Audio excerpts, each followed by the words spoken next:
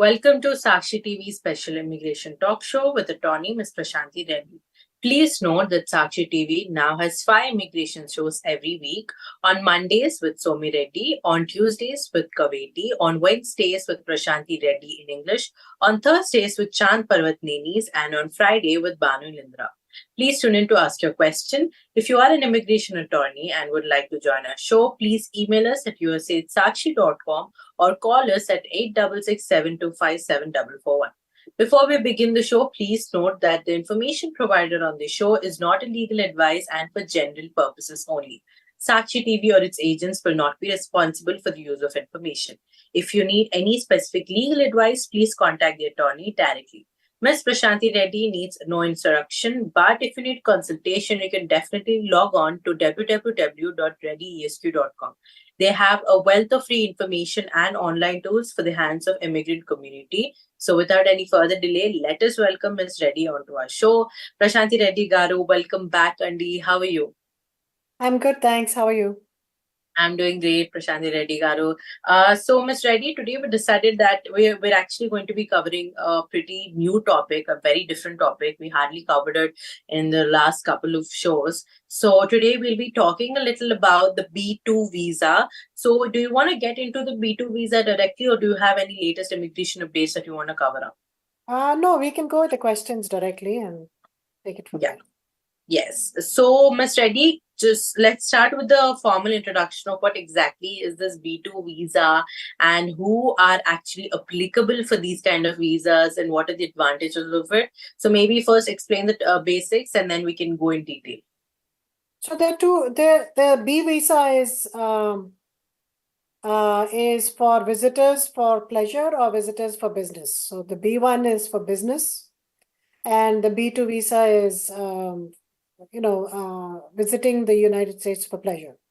Under the visitors for pleasure, which is the B2 visa, we have several reasons upon which you can come. So you could come for tourism. Under the B2 visa, you can come to visit your family. You could also come for medical reasons. So if you need some surgery done or some other medical,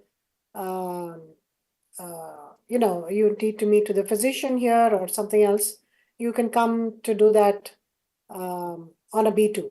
A lot of people, for example, come to New York to Sloan Kettering to get their cancer treatment, and they come on a B2 visa. So, that's just an example, but it's a good example of how you would use your B2 visa for medical treatment. You could also come on a B2 for participating in a social or religious activity. Could be social activity, could be, for example, attending ATA, which is American Telugu Association conference, right? Attending that could be a good example of how you would use your B2 visa to attend a social or community activity. You could also be attending a religious conference. There's a Buddhist conference organized in New York recently, so you could have been attending that. Also, you can use the B2 if you are a dependent of a person who is part of the U.S. Armed Forces. You could be a dependent of a crewman, person who's on a ship. You could be coming on a B2 to undergo a short course of study. Usually for study, we would use an F1. But if the applicant is coming to the United States primarily for tourism, but is also incidentally will engage in a short course of study during their visit, then it's possible that they can give you a B2 instead of requiring an I-20 and giving you an F1. Also, amateur entertainers and athletes, like if you're coming to perform and you're not charging for the performance, then that could be, you could come in on a B2 for that. Or if you're an amateur athlete coming to participate in some kind of a sports event, you could use a B2 for that as well. Travel to give birth in the United States. So this, you have to be very careful to use this, because some people just travel so that they can have US citizens children by giving birth in the US. So the at the port of entry, the officers are advised that if the person is coming solely to simply give birth in the US, then they should not be allowed in a B2. But if their primary purpose is not to give birth, but maybe for medical reasons, they need to, admit themselves into a hospital in the US and give birth here.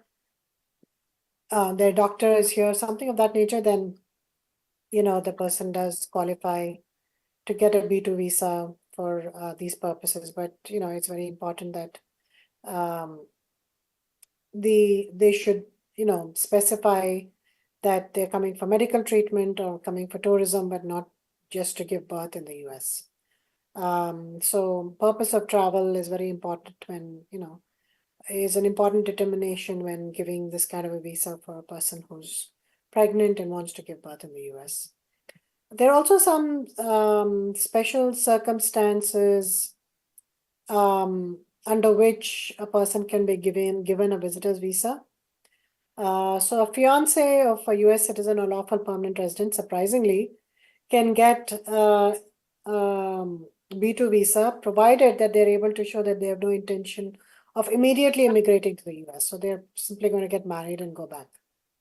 Maybe the permanent resident is planning to live abroad, or the US citizen is planning to live abroad, and they simply need to come here for the marriage. Then in those circumstances, they will allow you to travel on a B2, right? So to become engaged, to plan the wedding, or something like that. Also, if you're the fiance of a non-immigrant, if you're a fiance of a person who is on a H or F, or L or M, P or Q visa, a non-immigrant petition, such as a H-1B work visa, then it's possible that you could be coming here to get married. But you have to, as long as, again, for any of these, you have to show that you have no intention to remain here permanently in the US. As long as you're able to show that, the regulations 9 FAM 4.2.2 say that you can obtain a visitor's visa for this purpose.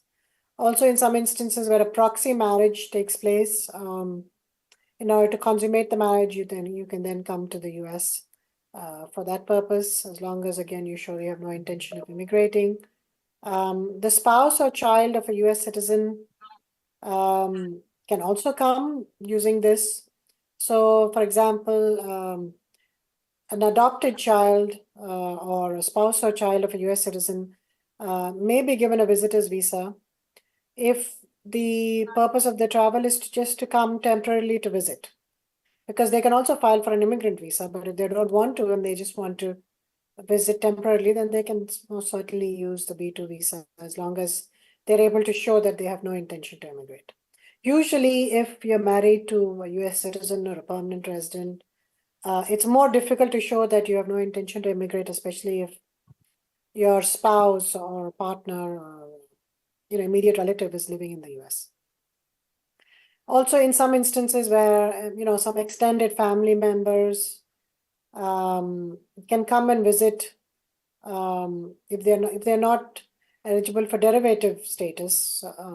So, for example, if you are not yet married, but you're in a relationship, then you can definitely come and visit your non-immigrant partner here. So, somebody who's on a H, instead of coming, I mean, if you were married, you would come on a H4, but if you are not married, then you would, be able to come possibly on a B2, as long as, again, you're able to show you don't have the intention of immigrating. Extended family members cannot come on a H4 or an L2 or other derivative status, such as a parent. So they would most certainly come on a B2.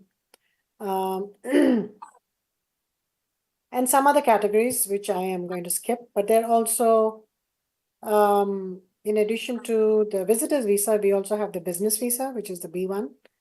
And, there are many reasons that you can come on a B1, but mainly, the applicant should be traveling to the United States to engage in commercial transactions, negotiations, consultations, conferences, etc. So to engage in commercial transactions, negotiate contracts, consult with a business associate. Maybe you have a lawsuit that you want to file or that you're part of.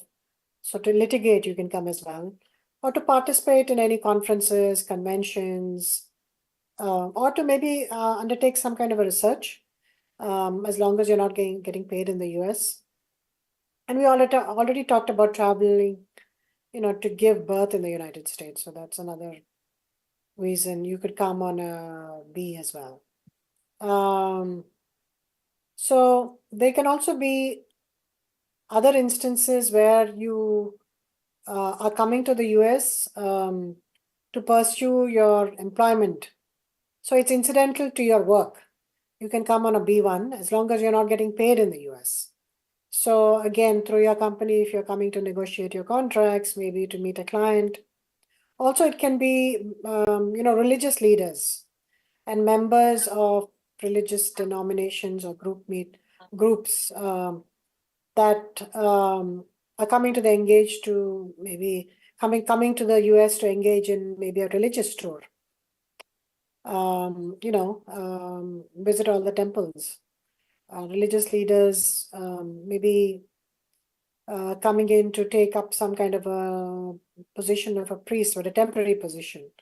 So some of these things we can also use the B1 as long as we're able to show that it's temporary. Also, if you're participating in some kind of a voluntary service, so you could be participating for a non-profit and in some kind of a charitable organization and coming to the US to fulfill the requirements of that charitable organization. So it's important to note that usually at the port of entry, they will ask for the name, the place, address, of this voluntary organization. They will ask information about that voluntary organization that you are representing. Of course, if you are a member of the board of directors of a US company, you can come on a B1 based on that. Also, if you're a professional athlete, as long as you don't receive any payment in the US, you can certainly come on a B1. Otherwise, you'll have to get some kind of a work visa, like an O, to come to the US if you're getting paid in the US. So if, for example, you're a professional golfer and you say don't get any other payment other than maybe the prize money, if you win a tournament, then it's possible to come on that basis. Then you have, of course, crew members that come. Usually they come on a C, but they can also come on a B1 as well. Also, so those are some of the, I think, B1 related activities, business visa related activities. There also, you can come on a B1 if you're a employee or domestic worker of an individual who is a US citizen. You could come on a B1, though you have to be careful because usually they don't give these B1 visas, but it's possible. So personal employees or domestic workers may accompany or follow to join a US citizen who is traveling to the United States temporarily if the US citizen has a permanent home abroad. So the US citizen usually lives abroad but is coming to visit the US and brings their nurse along with them, for example, or maybe babysitter if they have children, then that person can certainly come on a B1 as well. Yeah. And Ms. Reddy, so you were saying something? No, I'm just continuing the list, but if you have questions, I can do that later. So maybe you can just continue the list, and I think once the list is done, we can talk about the duration and how long, these kind of people can live in the country, and are there any limitations for it? So, in addition to, yeah, we'll certainly talk about that. You can ask that question maybe once I'm finished. Yes. So in addition to that, in addition to that, there are some special circumstances under which permanent residents also can enter the US on a B1 instead of entering as a green card holder. Exactly. Especially when, the conditional permanent residents, they filled out a particular form, but they need that to actually enter the US. In the meantime, they want to enter urgently, they can certainly enter on a B1 and still protect their permanent resident status. So it's interesting to note. And of course, you have other people like airline employees, etc., who can come on that status. Also, there are other situations in which B2 can come to the US. Situations. So usually you were asking the question, right, as to how long can a person who has a B2 visa stay in the US. Usually they can only stay for 6 months maximum, and then they can file an extension.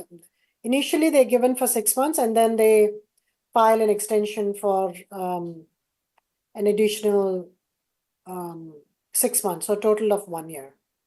But in some special circumstances, such as extended family members, household members of non-immigrants. For example, if I was on a H1 and my parents wanted to visit me, it's possible that if you ask at the port of entry, that they give you entry for 1 year.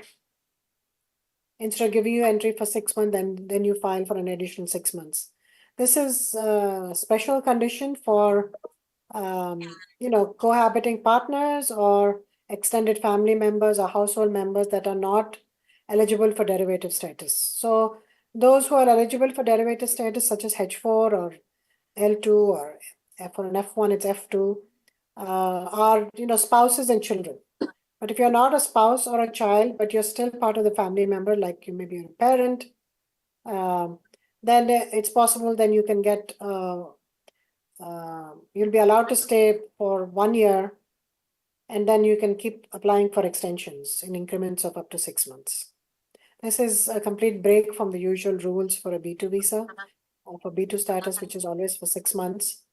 A B1, on the other hand, is usually given for 3 months, but you can keep applying for extensions, and you can stay only for a period of 1 year. So the exception exists only for cohabiting partners and extended family members, household members who are not eligible for derivative status. They can stay for longer periods on a B2 visa. Now you can ask me questions if you have it. Yes.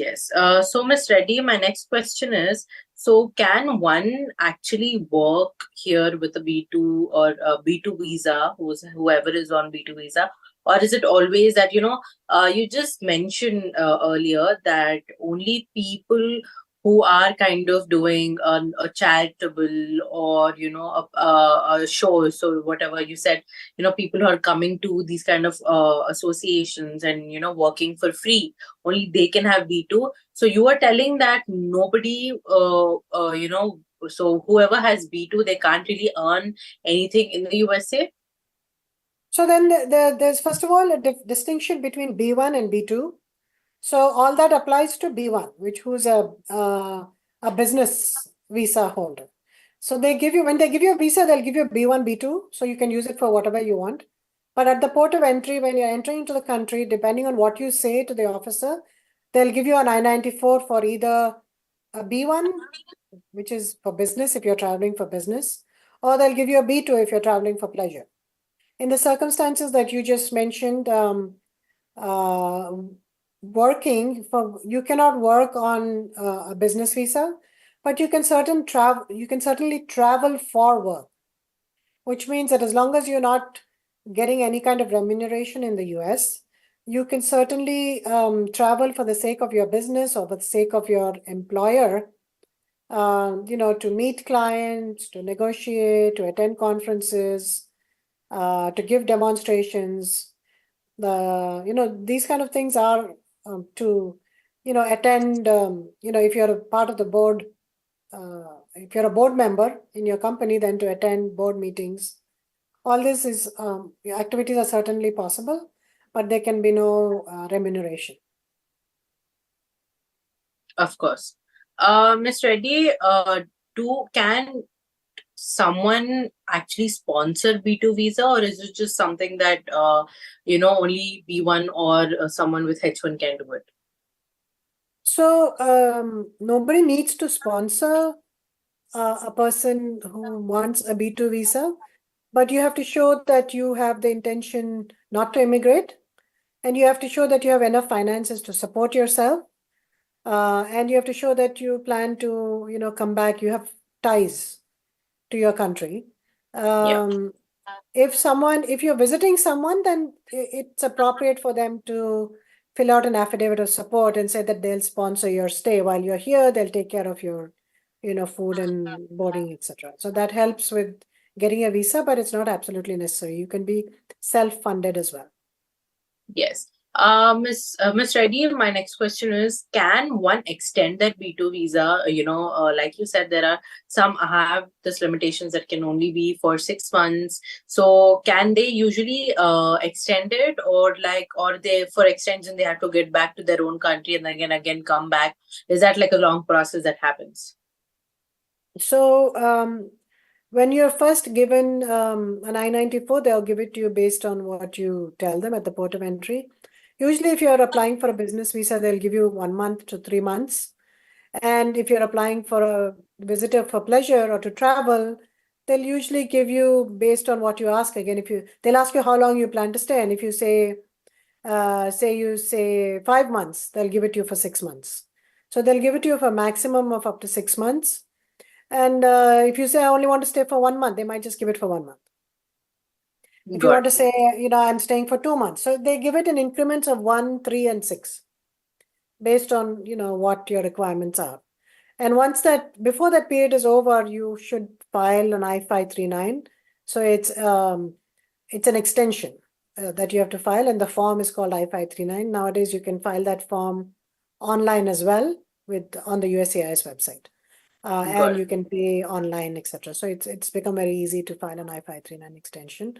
It's key to remember that you have to file it before your I-94 expires, and also key to remember that if you're asking for 6 months, even if you don't get a response on that B2 extension, you should leave within that 6 months, because sometimes it takes more than 6 months for them to respond. And if you stay beyond that period, then you're violating your status. So always leave before the time period that you have requested on your B2 extension. Got it. Ms. Reddy, I think this will be the most common question that comes in everybody's head, is that can one change that B2 visa to any other visas in the US? Is there any chance that they can change it when they're staying there? Yeah, so when you are on a B2 visa, you can file a change of status to any other petition. Usually, if you're filing a change of status to an immigrant petition, meaning that if you get married while you're on a B2 visa in the US, and you file for a green card, then usually you want to wait for 90 days to do this, because you want to show that at the time of entry into the US, you had no intention of immigrating to the US, right? Because that's always something that they're looking for at each entry, whether you misrepresented at the time of entry, whether it's a lawful entry or it's not a lawful entry. So usually if you wait for 90 days and file your immigrant petition, you should be okay, but that really depends on the discretion of the officer that's looking at your green card petition. But you can certainly file in the same way for a change of status to another non-immigrant petition, such as a H1 or an F1, a student visa, right? Or maybe your spouse got a H1, you can file for a derivative status to a H4. So yes, you can file for a change of status, but there's certain things to keep in mind. Got it. And I think with that, we can conclude today's episode, Ms. Reddy. Thank you so much for tuning in. It's always lovely to have you. Thank you for the viewers for tuning in. You're watching Sakshi TV with me, Shivani Raj.